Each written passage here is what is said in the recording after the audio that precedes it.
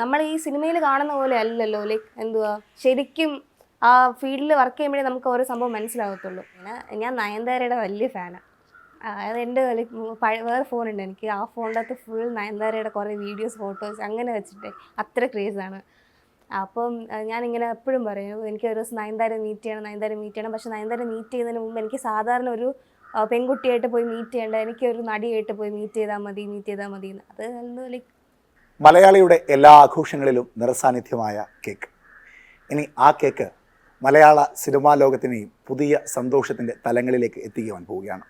അതെ, the cake story എന്ന cinema റിലീസാവാൻ പോകുന്നു. കേക്ക് സ്റ്റോറിയിലെ പ്രധാന കഥാപാത്രവും പുതുമുഖ നായികയുമായ ജനനിയാണ് ഇന്ന് നമ്മളോടൊപ്പം ഉള്ളത്. നമസ്കാരം ജനനി. ഇപ്പോൾ പഠിക്കുകയാണല്ലേ? ആ പേര് പോലെ തന്നെ ഒരു കേക്ക് ഉണ്ടാക്കുന്ന കഥയാണോ ആ സിനിമയുടെ ഒരു തലം എന്ന് പറയുന്നത്? അല്ലെങ്കിൽ അതിൽ മറ്റെന്തെങ്കിലും ചേരുവകൾ? ഫുൾ കേക്കിനെ പറ്റി തന്നെ ഇമ്പോർട്ടൻസ് ആണ്. അല്ലെങ്കിൽ ഫുൾ കേക്കിനെ പറ്റി, കേക്ക് ഉണ്ടാക്കുന്നതിനൊക്കെ പറ്റി ഫുൾ ഫോക്കസ് ചെയ്ത് അങ്ങനെ എടുത്തേക്കുന്നത്. ഇത് സംഭവം മറ്റേ നമ്മുടെ കോവിഡ് ലോക്ക്ഡൗൺ ഉണ്ടല്ലോ, ആ ടൈം ആണ് ആക്ച്വലി.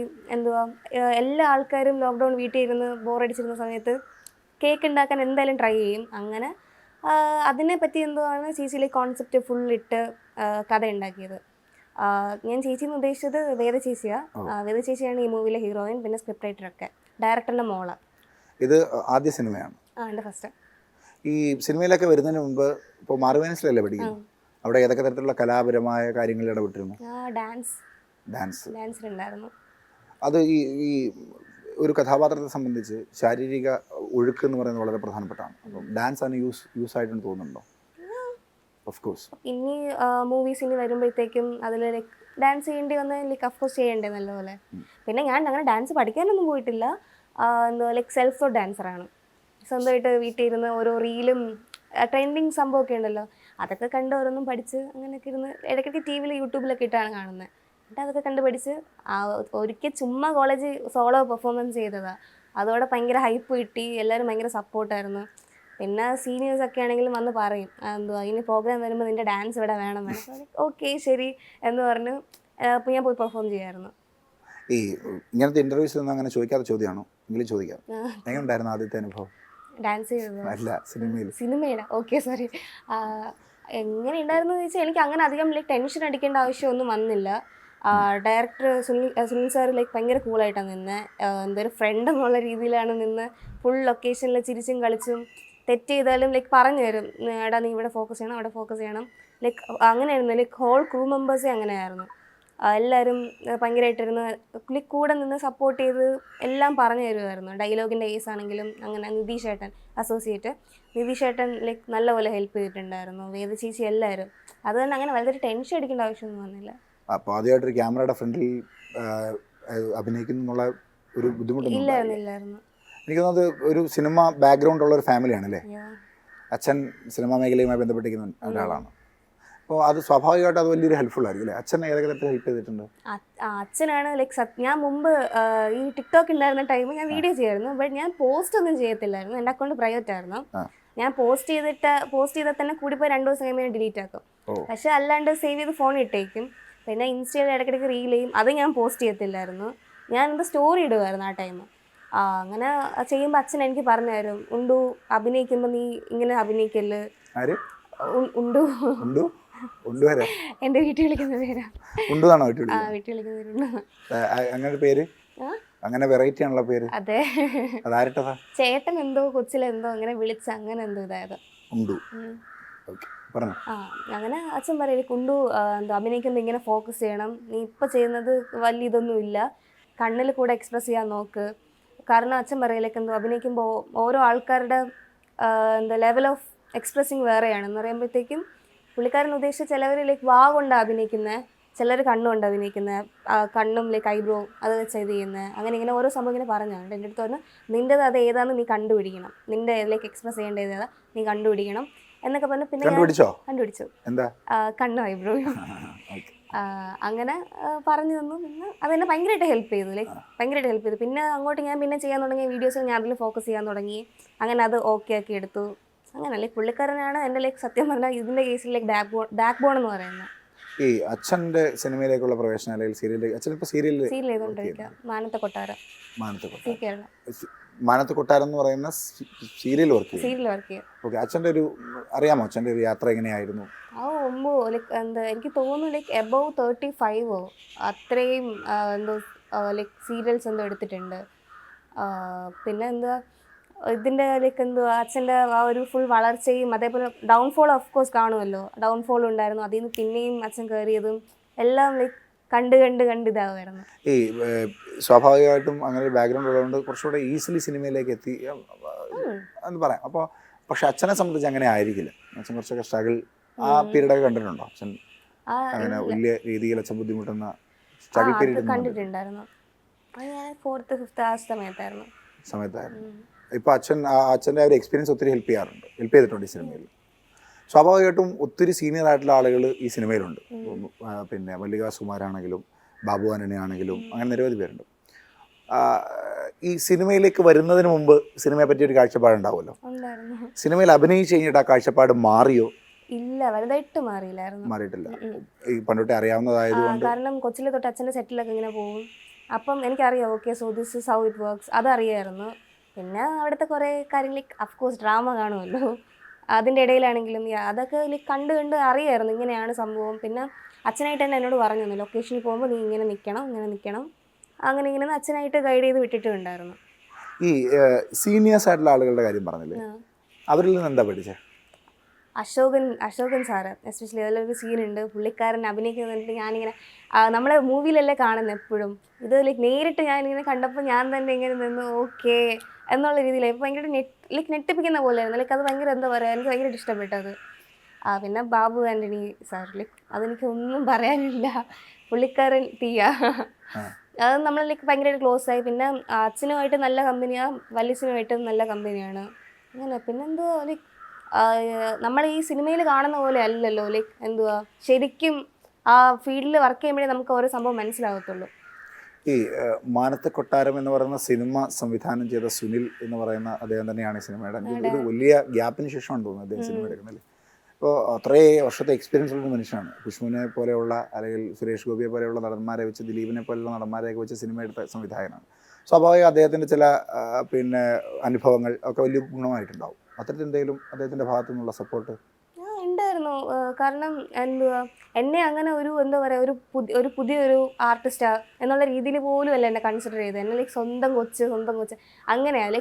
അവിടെ സെറ്റിൽ അല്ലാണ്ട് ഈ ജൂനിയർ ആർട്ടിസ്റ്റുകൾ അഭിനയിക്കാൻ വരുന്ന ടൈം ആണെങ്കിൽ പോലും അവർ ചോദിക്കുന്നത് എന്താണെന്ന് വെച്ച് കഴിഞ്ഞാൽ വേദയുടെ അനിയത്തിയാണോ എന്നാ ചോദിച്ചുകൊണ്ടിരുന്നത്. എന്തുവാ നീ സുനിൽ സാറിൻ്റെ മോളോ ഇങ്ങനെയാണ് ചോദിച്ചുകൊണ്ടിരുന്നത്. അത്രയും ഇതായിരുന്നു. അത് കാരണം എനിക്ക് അങ്ങനെ എന്താ പറയുക എന്നെ അത്രയും ഇട്ട് കഷ്ടപ്പെടുത്തിയോ അങ്ങനെ ഒന്നും ഇല്ലായിരുന്നു ആ ഹോൾ ക്രൂ എന്ന് പറയുന്നത്. പിന്നെ സുനിൽ സാറ് സുനിൽ അങ്കിൾ എന്നാണ് എപ്പോഴും വിളിക്കുന്നത്. സുനിൽ അങ്കിളിലേക്ക് എന്തുവാ ഓരോ സംഭവം ഇങ്ങനെ ഇരുന്ന് പറഞ്ഞു തരും എനിക്ക്, അങ്ങനെ ഇങ്ങനെ അതിൻ്റെ ഇടയിൽ തന്നെ എണ്ണീട്ട് കളിയാക്കും, ഭയങ്കരമായിട്ട് കളിയാക്കും അങ്ങനെ ഇങ്ങനെ എല്ലാം ഇത് ചെയ്ത് കൊണ്ടുപോയി. പിന്നെ പുള്ളിക്കാരൻ്റെ വേ ഓഫ് എന്തുവാ ഡയറക്ഷൻ അതും ഭയങ്കര വ്യത്യാസമായിട്ട് എനിക്ക് തോന്നി. ഷൂട്ട് ചെയ്യുന്നതും എല്ലാം മേക്കിങ് ഈ മൂവിയുടെ മേക്കിങ് കുറച്ച് ഡിഫറെൻ്റ് ആണ്. ഈ അതിലെ കഥാപാത്രം എന്താണ് ഈ പറയുന്ന പോലെ അനിയത്തിയായിട്ട് വല്ലതും ആണോ? അല്ലല്ല, വേദ ചേച്ചിയുടെ ഫ്രണ്ടായിട്ട് നമ്മൾ ഒരു 5 പേരുണ്ട് ടോട്ടല്. നമ്മൾ ഫ്രണ്ട്സാണ്. അങ്ങനെയാണ് ഇത് പോകുന്നത്. അപ്പോൾ ഈ ഇങ്ങനൊരു കഥാപാത്രമാണ്. ഇപ്പോൾ കഥയൊക്കെ വായിച്ച് കേട്ട് ആയിരിക്കുമല്ലോ സ്വാഭാവികമായിട്ട് സിനിമയിൽ കമ്മിറ്റഡ് ആവുന്നു. അപ്പോൾ ഏതെങ്കിലും റെഫറൻസ് എടുത്തിട്ടുണ്ടായിരുന്നു ഇങ്ങനെ ഒരാളുടെ ഏതെങ്കിലും ഒരു സിനിമയോ അല്ലെങ്കിൽ ഏതൊരു സന്ദർഭമോ അല്ലെങ്കിൽ ഏതെങ്കിലും ക്യാരക്ടറിനെയോ അങ്ങനെ ചെയ്തിട്ടുണ്ടോ? എന്തോ മനസ്സിലായില്ല. റെഫറൻസ് എന്തെങ്കിലും എടുത്തിട്ടുണ്ടായിരുന്നോ? ഇല്ല. അങ്ങനെയൊന്നും നേരെ പോവുക, ഡയലോഗ് പറയുന്നതനുസരിച്ച് ചെയ്യാം, അതത്ര ഉണ്ടായിരുന്നുള്ളൂ. പിന്നെ എന്താ വലുതായിട്ട് ഈ ക്യാരക്ടറിന് വേണ്ടി അങ്ങനെ എഫേർട്ട് ഇടേണ്ടി വന്നില്ല. ഭയങ്കര സിമ്പിൾ ക്യാരക്ടറായിരുന്നു. അപ്പോൾ പിന്നെ അങ്ങനെ റെഫർ ചെയ്യേണ്ട ഒരു ഇതൊന്നും വന്നൊന്നുമില്ല. ഈ സെറ്റിൽ ഒരു പ്രൗഡ് മൊമെന്റ് ഒക്കെ തോന്നിയ എന്തെങ്കിലും ഉണ്ടായിരുന്നു. ഒരു സീന് ഒരു ഡേ എനിക്കായിരുന്നു കുറച്ച് വർക്ക് കൂടുതൽ കഷ്ടപ്പെടേണ്ടി വന്നു. എനിക്ക് ഇത്തിരി നല്ലപോലെ കഷ്ടപ്പെടേണ്ടി വന്നു അന്ന്. പിന്നെ അതെല്ലാം ചെയ്ത് കഴിഞ്ഞിട്ട് ഞാൻ ഉള്ളിൽ ഇങ്ങനെ വിചാരിച്ചു ഓക്കെ ഇത് നിൻ്റെ ഡ്രീം ആയിരുന്നു കൊച്ചിലെ തൊട്ടുള്ള, നീ ഇപ്പോൾ ഒരു സെറ്റിൽ വർക്ക് ചെയ്യുന്നത്, അത് നിൻ്റെ സെറ്റാണ്, അത് നീ വർക്ക് ചെയ്യുന്നത് നിൻ്റെ ഓൺ മൂവി അങ്ങനെ ഇങ്ങനെ അത് എന്താ പറയുക അച്ഛൻ ഇങ്ങനെ പോയി പറഞ്ഞിട്ട് എനിക്ക് കിട്ടിയതുമല്ല, അങ്ങനത്തെ ഒരു ഇതായിരുന്നു. എന്തുവാ അല്ലാണ്ട് സുനിൽ സാറിനെ ഞാൻ എന്തുവാ TCL എന്ന് പറഞ്ഞ ഇവരുടെ ടെലിവിഷൻ ക്രിക്കറ്റ് ലീഗ് ഉണ്ട്, സീരിയലുകാർ നടത്തുന്ന ഒരു ക്രിക്കറ്റ് കോമ്പറ്റീഷൻ. ആ കോമ്പറ്റീഷൻ അന്ന് ഞാൻ അവിടെ പോയപ്പോൾ സുനിൽ സാർ ഇങ്ങനെ എന്നെ കാണുന്നത്. ടീച്ചറിൽ നിന്ന് കണ്ടു, അങ്ങനെ വിളിച്ചു. പിന്നെ ഞാൻ പറഞ്ഞു ആ ചെയ്യാമെന്ന് പറഞ്ഞു, കമ്മിറ്റ് ചെയ്തു. അങ്ങനെയായിരുന്നു.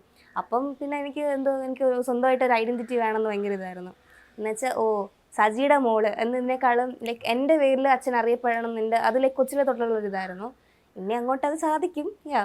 അപ്പം ആ ഒരു ഡേ ലൈക്ക് ഷൂട്ട് കഴിഞ്ഞപ്പോഴത്തേക്കും എനിക്ക് ഇത് ഭയങ്കര ഇതായിരുന്നു. വെച്ചാൽ ഓക്കെ നീ ഇത് നല്ലപോലെ ചെയ്തു. എല്ലാവരും അന്ന് എന്നെ വന്ന് ഭയങ്കരമായിട്ട് ഇത് ചെയ്തു, ലൈക്ക് ഫുൾ സെറ്റിലുള്ളവർ. അത് ഭയങ്കര ഇതായിരുന്നു എനിക്കതുകൊണ്ട്. ഈ സ്വാഭാവികമായിട്ടും കുഞ്ഞുനാളെ തൊട്ട് കാണുന്ന ഒരു അന്തരീക്ഷമാണല്ലോ സിനിമ ലൊക്കേഷൻ എന്നൊക്കെ പറയുന്നത്. അപ്പോൾ ഓക്കെ ഇത് ഐ ക്യാൻ ഹാൻഡിൽ സിംപ്ലി എന്ന് വിചാരിച്ചിട്ട് ചെന്നിട്ട് ഇത് ഇത്ര ടഫായിരുന്നു, അല്ലെങ്കിൽ ഇത് കുറച്ചും കൂടി ഒരു സ്ട്രഗിൾ ചെയ്യേണ്ടതായിട്ടുള്ള ഏതെങ്കിലും ഒരു മൊമെൻ്റ് ആ സെറ്റിൽ ഉണ്ടായിട്ടുണ്ടോ? ഇല്ല ഇതുവരെ ഇല്ല, ഒന്നുമില്ല. സോ അത്രയ്ക്ക് അപ്പോൾ ഭയങ്കരമായി കൊച്ചിലെ തൊട്ട് ഒരു ആഗ്രഹമുള്ളതും അപ്പോൾ പണ്ട് തൊട്ടേ അറിയാവുന്ന സിറ്റുവേഷൻ ആയതുകൊണ്ട് വലിയ ബുദ്ധിമുട്ടൊന്നും അതിലുണ്ടായില്ല. ശരി. പിന്നെ ഫ്രീ ആയിട്ട് എന്ന് വെച്ചാൽ അവിടെ ഇരിക്കുമ്പോൾ ലൈക്ക് രാവിലെ ഉറക്കം എഴുന്നേൽക്കണമല്ലോ, ലൈക്ക് നേരത്തെ എഴുന്നേറ്റ് മേക്കപ്പ് ചെയ്യാനൊക്കെ പോകണം. അങ്ങനെ ആ ടൈം ആണെങ്കിൽ പോലും നേരത്തെ എഴുന്നേൽക്കണമല്ലോ എന്നൊരു തോട്ട് പോലും അങ്ങനെ ഒരു ഇതിൽ വന്നതേ ഇല്ല. ലൈക്ക് ഞാൻ ഭയങ്കര റെഡി ആയിരുന്നു. ഞാൻ നേരത്തെ എഴുന്നേറ്റ് കുളിച്ച് റെഡിയായി ഇങ്ങനെ നിൽക്കും. അപ്പോഴത്തേക്കും സുനിൽ സാർ നേരത്തെ എഴുന്നേറ്റിട്ടുണ്ടായിരിക്കും. ഞാൻ രാവിലെ സാറിലേക്ക് മെഡിറ്റേഷൻ ചെയ്തുകൊണ്ടിരിക്കുക. അപ്പം ഞാൻ അവിടെ പോയി ഇങ്ങനെ ഇരിക്കും കൂടെ. അങ്ങനെയായിരുന്നു ചെയ്തുകൊണ്ടിരുന്നത്. ഞാൻ അങ്ങനെ നോക്കുമ്പോഴത്തേക്കും ലൈക്ക് എനിക്ക് ഒരു സീനും ഇല്ല, ലൈക്ക് മടിയോ അങ്ങനെ ഒരു സംഭവം പോലും ഇല്ലായിരുന്നു. ഞാൻ ലൈക്ക് ഫുള്ളി ഓക്കെ ആയിരുന്നു. ഈ ജനനി എനിക്ക് ആക്ടിങ് എന്ന് പറയുന്നത് എൻ്റെ ഒരു പാഷനായിട്ട് തിരഞ്ഞെടുക്കുന്നത്, അല്ലെങ്കിൽ ജനനി അത് ഐഡൻറ്റിഫൈ ചെയ്യുന്ന എപ്പോഴാണ്? എനിക്ക് തോന്നുന്നു ഒരു 3rd or 4th എന്തോ പഠിക്കുന്ന ടൈമാണെന്ന് തോന്നുന്നു. അപ്പം ചെറിയൊരു ഇത് വന്നു തുടങ്ങി. ഇങ്ങനെ ഞാൻ നയൻതാരയുടെ വലിയ ഫാനാണ്. അതായത് എൻ്റെ വേറെ ഫോണുണ്ട് എനിക്ക്. ആ ഫോണിൻ്റെ അകത്ത് ഫുൾ നയൻതാരയുടെ കുറേ വീഡിയോസ്, ഫോട്ടോസ് അങ്ങനെ വെച്ചിട്ട് അത്ര ക്രേസാണ്. അപ്പം ഞാനിങ്ങനെ എപ്പോഴും പറയും എനിക്ക് ഒരു ദിവസം നയൻതാര മീറ്റ് ചെയ്യണം. പക്ഷേ നയൻതാര മീറ്റ് ചെയ്യുന്നതിന് മുമ്പ് എനിക്ക് സാധാരണ ഒരു പെൺകുട്ടിയായിട്ട് പോയി മീറ്റ് ചെയ്യേണ്ട, എനിക്കൊരു നടിയായിട്ട് പോയി മീറ്റ് ചെയ്താൽ മതി എന്ന്. അത് എന്തോ ലൈക്ക് ദൈവം ഇത് കാരണം കാണാൻ ഇങ്ങനെയൊക്കെ ഒരു ബക്കറ്റ് ലിസ്റ്റ് ഉണ്ട് അല്ലേ? കുറേ ബക്കറ്റ് ലിസ്റ്റ് ഉണ്ട് എനിക്ക്. അതിലൊന്നാണ് സിനിമ. സിനിമയ്ക്കാണ് കൂടുതൽ പ്രയോറിറ്റി. Yeah. ഈ സിനിമയിലേക്ക് വരുന്ന സമയത്ത് ഞാൻ ചില പ്രിപ്പറേഷൻസ് എടുക്കേണ്ടതായിട്ടുണ്ടോ, അല്ലെങ്കിൽ ചില മുൻകരുതൽ എടുക്കേണ്ടതായിട്ടുണ്ടെന്നൊക്കെ തോന്നിയിട്ടുണ്ടോ? അങ്ങനെ എന്തെങ്കിലും എടുത്തിട്ടുണ്ടോ? അങ്ങനെ ഒന്നുമില്ല, അറിയാവുന്നതായതുകൊണ്ട് അതിൻ്റെ ആവശ്യം വന്നില്ല. കാരണം ഞാൻ പറഞ്ഞില്ല, അച്ഛൻ എന്തെങ്കിലും ഉണ്ടെങ്കിൽ അച്ഛൻ പറഞ്ഞിരുന്നെങ്കിൽ അതിങ്ങനെ കേൾക്കും, ഓക്കെ പറയും, അങ്ങനെയായിരുന്നു. ഇനി വരുന്ന കാലങ്ങളിൽ ഇങ്ങനൊരു ക്യാരക്ടർ എനിക്ക് ചെയ്യണം, ഇപ്പോൾ ഏതെങ്കിലും ഒരു തരത്തിൽ നമ്മളെ വല്ലാണ്ട് ഇൻഫ്ലുവൻസ് ചെയ്ത ഏതെങ്കിലും ഈ സിനിമകളിൽ ഇത്ര കാലങ്ങളുടെ കണ്ടു തീർത്ത സിനിമകളിലും ഇങ്ങനൊരു ക്യാരക്ടർ എനിക്ക് ചെയ്യണം തോന്നിയ ക്യാരക്ടർ വല്ലതും ഉണ്ടോ? ഈ നയൻതാരയുടെ മൂവിയാണ് ഞെട്ടിക്കണ്ടെന്ന് പറഞ്ഞ മൂവി. എനിക്കത് ഭയങ്കരമായിട്ട് ഇഷ്ടപ്പെട്ട ആ ക്യാരക്ടർ നയൻതാരയുടെ. ലൈക്ക് അത് ഭയങ്കര ഇതാണ്, ലൈക്ക് അതിനകത്ത് എന്താ പറയുക, ലൈക്ക് ഫുൾ മറ്റേ വുമൺ അതിനെ ഫുൾ ഫോക്കസ് ചെയ്തല്ലായിരുന്നു. സോ എനിക്ക് അങ്ങനത്തെ മൂവി ചെയ്താൽ കൊള്ളുന്നുണ്ട്. പിന്നെ ആ ക്യാരക്ടർ എനിക്കിഷ്ടം. ഈ ഒരു ആക്ട്രസ് എന്ന രീതിയിൽ അതെന്ന് പറയുമ്പോൾ മറ്റേ ഫീമെയിൽ സെൻട്രിക് മൂവി അല്ലേ, എനിക്ക് അങ്ങനത്തെ മൂവീസ് ചെയ്യാൻ ഇഷ്ടം. പിന്നെ ക്യാരക്ടറും എന്താ പറയുക, ഇതുപോലെ ഈ ഞാൻ ഇപ്പോൾ പറഞ്ഞ പോലത്തെ ക്യാരക്ടറൊക്കെ ആണെങ്കിൽ എനിക്ക് ഇഷ്ടമാണ് ചെയ്യാൻ, ലൈക്ക് ചെയ്താൽ കൊള്ളാമെന്നുണ്ട്. ഈ പിന്നെ ഇപ്പോൾ ചില കഥാപാത്രങ്ങൾ കാണുമ്പോൾ ഇത് ഞാൻ ചെയ്തിരുന്നെങ്കിൽ നന്നായിയാണ്, എനിക്കത് ചെയ്യണം, ഇപ്പോൾ ഇതല്ലാതെ ഇത് അങ്ങനത്തെ ക്യാരക്ടർ ഭാവിയിൽ വന്നാൽ അങ്ങനത്തെ ചെയ്യണം എന്നുള്ളതല്ല, അതല്ലാതെ ഇത് ഞാൻ ചെയ്തിരുന്നെങ്കിൽ കുറച്ചുകൂടെ ബെറ്റർ ആയിരുന്നു അങ്ങനെ തോന്നിയില്ല? അങ്ങനെ ബെറ്റർ അങ്ങനെ വിചാരിച്ചിട്ടില്ല. പക്ഷെ എനിക്ക് ലൈക്ക് നസ്രിയ ഉണ്ടല്ലോ, നസ്രിയ ചെയ്യുന്നൊക്കെ സംഭവങ്ങളൊക്കെ എനിക്ക് ഭയങ്കര ഇഷ്ടമാണ്. ലൈക്ക് ഭയങ്കര ഫണ്ണായിട്ട് ചിരിച്ച് കളി ചെയ്യുന്നത്. പിന്നെ പ്രേമുലുല മമിത ബൈജു പുള്ളിക്കാരി ചെയ്യുന്നതും അതൊക്കെ ഭയങ്കര ഫണ്ണായിട്ടുള്ള ചിരിച്ച് കളിച്ച്, എനിക്ക് അങ്ങനത്തെ സാധനമൊക്കെ ചെയ്യാൻ ഭയങ്കര ഇഷ്ടമാണ്. ഈ സ്വാഭാവികമായിട്ട് പഠിക്കുന്നതായതുകൊണ്ട് ഭയങ്കര തിരക്കൊക്കെ ആകുമ്പോൾ സ്വാഭാവികമായിട്ട് ഒരു 60 എത്ര ദിവസം ഷൂട്ട് ഉണ്ടായിരുന്നു? ഇത് എനിക്ക് തോന്നുന്നു ഒരു 15-20 ദിവസം കോളായിരുന്നു ഷൂട്ട്. പിന്നെ സോങ്സിൻ്റെ സീൻസ് എടുക്കാൻ വേണ്ടി മാത്രം, ലൈക്ക് ഷോർട്സ് എടുക്കാൻ വേണ്ടി കൊച്ചിയിലും തൃശ്ശൂരിലൊക്കെ പോയിരുന്നു. മൊത്തം ഒരു 10-35 ദിവസം ഉണ്ടായിരുന്നു. അപ്പോൾ സ്വാഭാവികമായിട്ട് അത് പഠിത്തത്തെ ബാധിക്കുന്ന തരത്തിലേക്കായിരുന്നു, അതോ എങ്ങനെയായിരുന്നു? അപ്പോൾ ടീച്ചേഴ്സിൻ്റെയും ഫ്രണ്ട്സിൻ്റെ ഒക്കെ ഒരു ഹെൽപ്പും കാര്യങ്ങളൊക്കെ? അറ്റൻഡൻസ് നല്ല സീനായിരുന്നു എനിക്ക്. എന്തുവാ നല്ല കലിപ്പായി. അറിയില്ല, അപ്പോൾ ആരോടും പറഞ്ഞില്ലേ? ഞാൻ ജസ്റ്റ് സൂചിപ്പിച്ചിട്ടുണ്ടായിരുന്നു. പക്ഷെ ലൈക്ക് എന്താ അറ്റൻഡൻസ് ഇത്രയും ഷോർട്ടേജ് ആയി, കണ്ടോണേഷനൊക്കെ ആയ സമയത്ത് ഇത്രയും സീനായിരുന്നു അവിടെ. അല്ല, അപ്പോൾ ഞാൻ ചോദിക്കുന്നത് ടീച്ചേഴ്സിനോട് പറഞ്ഞിരുന്നില്ലേ ഞാൻ ഇങ്ങനെ സിനിമ വന്നു? ഞാൻ പറഞ്ഞിട്ടുണ്ടായിരുന്നു. അപ്പോൾ അവർ സപ്പോർട്ട് ചെയ്തില്ല? അത് ലൈക്ക് ഓക്കെ പൊക്കോ, ലൈക്ക് അതൊന്നും സീനൊന്നും ഇല്ലായിരുന്നു. അതൊക്കെ ലൈക്ക് ടീച്ചർമാരൊക്കെ പോയിട്ട് പോവാ, ഞാൻ ലൈക്ക് ബ്ലെസ്സിങ് ഒക്കെ മേടിച്ചിട്ടാണ് പോയത്. അതൊന്നും ഒരു സീനില്ല. പക്ഷേ അത് ലാസ്റ്റ് അറ്റൻഡൻസ് എക്സാം രജിസ്റ്റർ ചെയ്യാൻ വേണ്ടി അറ്റൻഡൻസിൻ്റെ കാര്യം വന്നപ്പോഴാണ് സീനായത്. ഈ ഫ്രണ്ട്സിൻ്റെ ഒക്കെ റിയാക്ഷൻ എങ്ങനെയായിരുന്നു? അയ്യോ എൻ്റെ കൂടെ പഠിക്കുന്ന എൻ്റെ കൂട്ടുകാരി സിനിമയിൽ അഭിനയിക്കാൻ പോകുന്നു അങ്ങനെയല്ല, ലൈക്ക് പറഞ്ഞത് നിന്നെ കൊണ്ട് പറ്റും, നീ കുറെ ആഗ്രഹിച്ചില്ലേ, അങ്ങനെ ഇങ്ങനെ അവർ ഭയങ്കരമായിട്ട് മോട്ടിവേറ്റ് ചെയ്ത് വിട്ടിട്ടുണ്ടായിരുന്നു. ഫ്രണ്ട്സ് ഭയങ്കര മോട്ടിവേഷനാണ്. വളരെ അടുത്ത സുഹൃത്തുക്കൾ പിന്നെ ഈ അവരോട് അനുഭവമൊക്കെ പങ്കുവെച്ചോ? ഇങ്ങനെ ഞാൻ ഇന്നാളെ കണ്ടു. ഇവരെ ആദ്യമായിട്ടൊന്നും ആയിരിക്കില്ല കാണുന്നത് അല്ലേ? അല്ല ഞാൻ അശോകൻ സാറിനെ ബാബുവിനെ സാറിനെ ഒക്കെ അന്ന് ആദ്യമായിട്ടാണ് കാണുന്നത്. ആദ്യമായിട്ട് കാണുന്നത്. അപ്പോൾ അവരുടെയൊക്കെ എക്സ്പീരിയൻസ് ഫ്രണ്ട്സുമായിട്ടൊക്കെ പങ്കുവെച്ചോ? ഇല്ല ഞാൻ അങ്ങനെ വലുതായിട്ട് സംസാരിച്ചില്ല. ഞാൻ പിന്നെ ആകെ എല്ലാവരോടും പറഞ്ഞൊന്നുമില്ല. ആകെ ചുരുക്കം കുറച്ച് പേരുണ്ട് എൻ്റെ ക്ലോസ് ആയിട്ടുള്ള, അവരോട് മാത്രമേ ഷെയർ ചെയ്തിട്ടുണ്ടായിരുന്നുള്ളൂ. വേറെ ആരോടും പറഞ്ഞു? വേറെ ആരോടും പറഞ്ഞില്ല. ലൈക്ക് ഇപ്പോഴാണെങ്കിൽ പോലും ഞാനിങ്ങനെ പുറത്തൊക്കെ ഇങ്ങനെ ലൈക്ക് ഇപ്പം തന്നെ മൂവി റിലീസ് എടുക്കാറായി, ലൈക്ക് 19-ാം തീയതി. എന്നിട്ട് പോലും ഞാൻ ഇങ്ങനെ പുറത്തിറങ്ങി ഇന്നലെയൊക്കെ ഫ്രണ്ട്സിൻ്റെ കൂടെയൊക്കെ നിൽപ്പുണ്ടായിരുന്നു. അപ്പോഴാണെങ്കിൽ പോലും ഞാൻ ഒന്നും മിണ്ടിയില്ല. ഈ 19-ാം തീയതി സിനിമ ഇറങ്ങുമ്പോൾ എന്താണ് ഒരു ഒരു ഒരു സ്വാഭാവികമായിട്ടും ആദ്യത്തെ ഒരു സിനിമ പേടി പോലെ. അത് എൻ്റെ അടുത്ത് എല്ലാവരും ലൈക്ക് ഇന്നലെ ഞാൻ കസിൻ്റെ വീട്ടിൽ പോയപ്പോൾ അവർ ചോദിച്ചു നിനക്ക് പേടിയൊന്നുമില്ല? എനിക്ക് പേടിയൊന്നും വരുന്നില്ല, അതെന്താണെന്ന് എനിക്കറിയത്തില്ല. ചിലപ്പോൾ അത്രയും കോൺഫിഡൻ്റ് ആയതുകൊണ്ടായിരിക്കും. ആയിരിക്കും, എനിക്കറിയത്തില്ല. എന്താ ടെൻഷൻ അങ്ങനെ ഒന്നും വരുന്നില്ല. മെയിൻ പറയാൻ പറ്റത്തില്ല. തലേ ദിവസം ഞാനായിരിക്കും ടെൻഷൻ അടിച്ചവിടെ കിടക്കുന്നത്. ഇപ്പം ടെൻഷൻ ഒന്നും ഇല്ല എന്തായാലും? ഇല്ല ഇപ്പം എന്തെങ്കിലും ഇല്ല. ഇപ്പോൾ 19-ാം തീയതി സിനിമ റിലീസ് ആവാണല്ലോ. അപ്പോൾ ഈ സിനിമയുടെ ഒരു എന്താ തോന്നിയത്? സിനിമയുടെ ഒരു ഈ സിനിമയുടെ ഫ്ലോ എങ്ങനെയാണ്? ഒരു ഏത് ജോണർ സ്റ്റൈലിൽ നിന്ന് എങ്ങനെ തുടങ്ങി എങ്ങനെ അവസാനിക്കുന്നു? ഒരു musical entertainment movie. Musical entertainment. മ്യൂസിക്കിന് വലിയ പ്രാധാന്യമുണ്ട്. ഉണ്ട്. ലൈക്ക് നല്ലതാണ്. ബാക്ക്ഗ്രൗണ്ട് സ്കോറൊക്കെ നല്ലതാണ്. ബാക്ക്ഗ്രൗണ്ട് സ്കോർ നല്ലതാണ്. അപ്പം ഇനി എന്താണ് പിന്നെ ഈ 19-ാം തീയതി സിനിമ റിലീസ് ചെയ്യാൻ പോവാണ്. എം5 ന്യൂസിൻ്റെ പ്രേക്ഷകരോട് എന്താ പറയാനുള്ളത്? തീർച്ചയായിട്ടും എന്തെങ്കിലും ഇഷ്ടപ്പെടും, ഉറപ്പാണത്. കാരണം ഞാൻ പറഞ്ഞില്ലേ, ലൈക്ക് ഒരു എന്തായാലും യൂത്ത് ലൈക്ക് പിള്ളേർക്ക് എല്ലാവർക്കും ഇഷ്ടപ്പെടാൻ നല്ല ലൈക്ക് ഇഷ്ടപ്പെടും. കാരണം അങ്ങനത്തെ ഒരു മൂവിയാണ്. പിന്നെ പിന്നെ ഗേൾസിന് എന്തുവാ കുറച്ചൊരു മോട്ടിവേഷനും കൂടെ പോലെയാകും അത് മൂവി. കാരണം എന്തോ ഒരു സ്ട്രഗിളാണത് സിനിമ എന്ന് പറയുന്നത്. ലൈക്ക് ആ മൂവിയുടെ ഇതെന്ന് പറയുന്നത് ഒരു പെൺകുട്ടിയുടെ സ്ട്രഗിളാണ്. അവളത് ലൈക്ക് ബിൽഡപ്പ് ചെയ്ത് കൊണ്ടുവരുന്നതിനെ പറ്റി. കേക്ക് സ്റ്റോറി, അവളുടെ സ്വന്തം കേക്കിൻ്റെ സംഭവം അവൾ പ്രൊമോട്ട് ചെയ്ത് കൊണ്ടുവരുന്നതിനെ പറ്റി. ഈ ചില സിനിമകൾ ചിലപ്പോൾ സിനിമയിലെ ചില സീനൊക്കെ ചെയ്യുമ്പോൾ ജീവിതത്തിൽ അത്തരത്തിലുള്ള അനുഭവങ്ങളൊക്കെ ഉണ്ടായിരുന്നെങ്കിൽ കൊള്ളാമായിരുന്നു, അങ്ങനെ എന്തെങ്കിലും തോന്നിയിരുന്നു? ആ സിനിമയിലെ കേക്ക് സ്റ്റോറി എന്ന് പറഞ്ഞാൽ ഫീൽ ഗുഡ് മൂവിയാണല്ലോ. സ്വാഭാവികമായിട്ടും നമുക്ക് മനസ്സിനൊക്കെ നല്ല കുളിര് നൽകുന്ന ഒരു ചില സീനുകളൊക്കെ ഉണ്ടാവും. അത് വലിയ സൗഹൃദത്തെ പറ്റി പറയുന്ന സീൻ ഉണ്ടാവും, നല്ല പ്രണയത്തെ പറ്റി പറയുന്ന സീൻ ഉണ്ടാവും. അപ്പോൾ ഇങ്ങനെയൊക്കെയുള്ള സിറ്റുവേഷൻസ് ലൈഫിൽ നടന്നിരുന്നെങ്കിൽ കൊള്ളാമെന്നൊക്കെ തോന്നി. അത് മൂവിയിലേക്ക് അങ്ങനെ നോക്കിക്കഴിഞ്ഞാൽ സൗഹൃദത്തിനെക്കാളും പ്രണയത്തിനെ പറ്റി അത് കൂടുതൽ കൺവേ ചെയ്യുന്നത്. പ്രണയം വേണ്ട. ഇനി കുറച്ച് ഞാൻ സിനിമയുമായി ബന്ധപ്പെട്ട 1-2 കാര്യങ്ങൾ അങ്ങോട്ട് ചോദിക്കുമ്പോൾ എന്താണ് അതിനെപ്പറ്റിയുള്ള അഭിപ്രായം എന്നുള്ളത് 1-2 വരികൾ മാത്രം പറഞ്ഞാൽ. സിനിമ ജനനെ സംബന്ധിച്ച് എന്താണ്? എന്നെ സംബന്ധിച്ചെടുത്താന്ന് വെച്ചാൽ എന്താ പറയുക, അതെനിക്ക് തോന്നുന്നത് അങ്ങനെ ഒരു ചോദ്യം ചോദിച്ചു കഴിഞ്ഞാൽ എല്ലാവർക്കും അതിനെപ്പറ്റി ഡിഫറെൻറ്റ് ആൻസേഴ്സേ കാണത്തുള്ളായിരിക്കുള്ളൂ. എന്നെ നോക്കിക്കഴിഞ്ഞാൽ അതെൻ്റെ പാഷനാണ്. സോ എന്താ പറയുക, എൻ്റെ ലൈഫ് എന്ന് പറയുന്നത് ലൈക്ക് ഞാൻ ഫുള്ളി അതിനെ വെച്ചേക്കുന്നത്, ലൈക്ക് എൻ്റെ ഫസ്റ്റ് പ്രയോറിറ്റി. അപ്പോൾ അതെങ്ങനെയാണെന്ന് ചോദിച്ചു കഴിഞ്ഞാൽ ഞാനത് എങ്ങനെ ഡിഫൈൻ ചെയ്തു? എങ്ങനെയാണ് ഡിഫൈൻ ചെയ്യുക? സിനിമ എങ്ങനെ ഡിഫൈൻ ചെയ്യാം? അത് ലൈക്ക് ഡിഫൈൻ ചെയ്യാനാണെങ്കിൽ എനിക്ക് തോന്നുന്നു ലൈക്ക് പല രീതിയിലും അതിനെപ്പറ്റി പറയേണ്ടി വരും. കാരണം ഒന്നെന്ന് പറയുന്നത് വേണമെങ്കിൽ ഒരാളുടെ ലൈഫിനെ പറ്റി പോർട്രേ ചെയ്യുന്ന രീതിയിൽ അങ്ങനെ ഇത് ചെയ്യേണ്ടി വരും. കാരണം ഇതിന് തന്നെ കുറേ ഓരോ ജോണേഴ്സ് ഉണ്ടല്ലോ. സോ അത് വ്യത്യാസമാണ്. സംവിധായകൻ സുനിലങ്ങൾ ഞാൻ പറഞ്ഞില്ല നേരത്തെ, ലൈക്ക് പുള്ളിക്കാരൻ്റെ മേക്കിംഗ് ഒക്കെ ഭയങ്കര ഡിഫറെൻ്റ് ആയിട്ട് തോന്നി. കാരണം അച്ഛൻ ഷൂട്ട് ചെയ്യുന്നത് ഞാൻ കാണാറുണ്ട്, എൻ്റെ വല്യച്ഛൻ ഷൂട്ട് ചെയ്യുന്ന അച്ഛൻ പറഞ്ഞ് എനിക്കറിയാം. ഞാൻ അങ്ങനെ വല്യച്ഛൻ്റെ സെറ്റിൽ ഇതുവരെയായിട്ട് അങ്ങനെ പോയിട്ടുണ്ട്. കൊച്ചിയിൽ പോയിട്ടുണ്ടായിരുന്നു. കോട്ടയം വല്യച്ഛനാണ് ഷൂട്ട് ചെയ്തത്. അപ്പം അങ്ങനെ നോക്കുമ്പോൾ ലൈക്ക് സുനിലങ്ങളുടെ മേക്കിംഗ് ഭയങ്കര വ്യത്യാസമായിട്ട് തോന്നി. ലൈക്ക് ക്യാമറ ആംഗിളൊക്കെ വെച്ച് ഷൂട്ട് ചെയ്യുന്നതും അതും ലൈക്ക് ഭയങ്കര ഡിഫറെൻ്റ് ആയിട്ട് ഫീൽ ചെയ്തു. സജീവ് അച്ഛൻ ഭയങ്കര, ഞാൻ ഉള്ള കാര്യം പറയാം, എൻ്റെ അച്ഛനായിട്ട് ഞാൻ പൊക്കി പറയുന്നില്ല, ബട്ട് അച്ഛൻ ഭയങ്കര എന്തോ ഫാസ്റ്റാണ്, പെട്ടെന്ന് വർക്ക് ചെയ്യും. ലൈക്ക് ഇങ്ങനെ 1 മിനിറ്റ് പോലും ചുമ്മാ വേസ്റ്റ് ചെയ്യുന്ന ഇഷ്ടമല്ല. സോ അച്ഛൻ പെട്ടെന്ന് എന്തോ ഓരോ സീൻസ് ഒക്കെ ഇങ്ങനെ ഷൂട്ട് ചെയ്തുകൊണ്ടിരിക്കും. 35 വർഷത്തെ എക്സ്പീരിയൻസ് ഇല്ലേ, സ്വാഭാവികമായിട്ടും ചടപടാണ് ഷൂട്ട് ചെയ്യുന്നത്. ബാബു ആന്റണി സാർ എന്താ പറയുക, പുള്ളിക്കാരൻ്റെ ഫൈറ്റ് സീൻസ് ഒക്കെ ഉണ്ട്. അത് ലൈക്ക് അറിയാമല്ലോ, ഞാൻ പറയണ്ടല്ലോ, ലൈക്ക് ആ ഫൈറ്ററാണ്. എന്താണ് എക്സ്പീരിയൻസ്? ഇപ്പം ബാബു ആന്റണി എന്ന് ഞാൻ പറയുമ്പോൾ ഒരു പക്ഷേ അദ്ദേഹത്തിൻ്റെ ഏതെങ്കിലും ഭയങ്കര വലിയ പ്രകടനമായിരിക്കും, അല്ലെങ്കിൽ അദ്ദേഹം സെറ്റിൽ അദ്ദേഹത്തിൻ്റെ എന്തെങ്കിലും അനുഭവങ്ങളായിരിക്കും. അങ്ങനെ പെട്ടെന്ന് പറയുമ്പോൾ എന്താ ഓർമ്മ വരുന്നത്? സെറ്റിൽ ഭയങ്കര, ഞാൻ ആദ്യം വിചാരിച്ച ഭയങ്കര സീരിയസ് ആയിട്ടുള്ള ഒരു പേഴ്സൺ ആണെന്ന്. പക്ഷെ എനിക്ക് എന്തോ പോയി ഞാൻ ഇങ്ങനെ പറഞ്ഞു, ഞാൻ TS അജി സാറിൻ്റെ TS അജിയുടെ മോളാണെന്തോ പറഞ്ഞപ്പോഴത്തേക്ക് അങ്ങനെ TS അജിയുടെ മോളാണോ അങ്ങനെ ഇരുന്നാലും പിന്നെ ചിരിച്ച് കളിച്ചിരിക്കാൻ തുടങ്ങി. അങ്ങനെ ഇങ്ങനെ പിന്നെ ഞാൻ ഇടയ്ക്കിടയ്ക്ക് ഇങ്ങനെ കാണുമ്പോൾ വയറ്റിൽ പോയി ഇങ്ങനെ ഇടിക്കും, അങ്ങനെയായിരുന്നു. ഞാൻ വയറ്റിൽ പോയി ഇടിക്കുമ്പോൾ സുനിൽ ഡയറക്ടർ പറയും എന്തുവാ എടി നീ പോയി ഇടിക്കൊന്നും ചെയ്യല്ലേ, നിന്നെ എടുത്ത് ഒരൊറ്റ ചവിട്ട് ചവിട്ടിയത് അവിടെ കിടക്കും, ബീച്ചിൽ കിടക്കും എന്ന് പറയും.